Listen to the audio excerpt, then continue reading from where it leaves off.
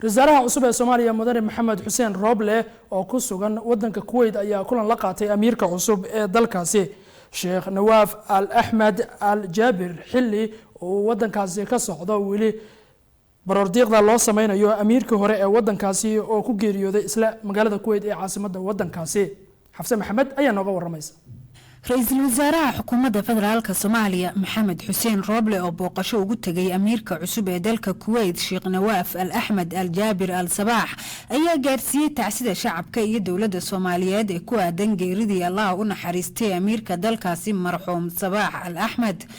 labada hogaamiye ayaa iska xog wareystay mustaqbalka xiriirka labada dal iyo muhiimadda ay leedahay in la sii joogteeyo iskaashiga ku saleysan walaaltinimada iyo isgarab istaaga iyadoo ra'iisul wasaare Roble uu soo bandhigay sida shacabka iyo dawladda Soomaaliyeed ay murugada geerida Amiir Sabaax ay ula qaybsanayaan walaalahooda dalka Kuwait sidoo kale ra'iisul wasaaraha waxa uu tacsiid la wadaagay gudoomiyaha golaha ummadda dalka Kuwait Mudane Marsuuq Al-Qaniim dhigiisa dalkaasi Mudane Sabaax Khalid Al-Ahmed ku-xigeenka taliyaha ciidamada ilaalada qaranka Mikhail Al-Ahmed amiirada iyo dhammaan xubnaha qoyska reer Sabaax ee hay'adda dalka Kuwait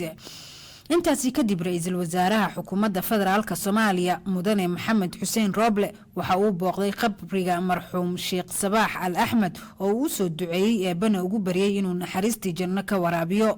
ra'iisul wasaaraha iyo wafdigiisa ayaa Kuwait u degay in hogaanka iyo shacabka Kuwait gaarsiiyo tacsida dawladda iyo shacabka Soomaaliyeed ee ku aadan geeridii Sheikh Sabaax Al-Ahmed oo ahaa hogaamiye aragti dheer oo isaga iyo shacabkiisa u xiriir wanaagsan oo walaalnimo iyo iskaashi kala dhaxeeya shacabka Soomaaliyeed xukuumadda federaalka Soomaaliya iyadoo garowsan galgaceylka walaaltinimo ee Amiir Sheikh Sabaax Al-Ahmed uu hayay shacabka dawladda iyo guud ahaan dalka Soomaaliya iyo doorkii wanaagsanaa uu ka qaatay adkeynta xiriirka labada dal waxay xaqiiqinaysaa sida ay uga go'an tahay in la sii xoojiyo lana sii hormariyo dhaxalka diblomaasiyadeed ee marxuumka ugu tagay labada dawladood waa Kuwait iyo Soomaaliya Xafsan Maxamed RTN Nairobi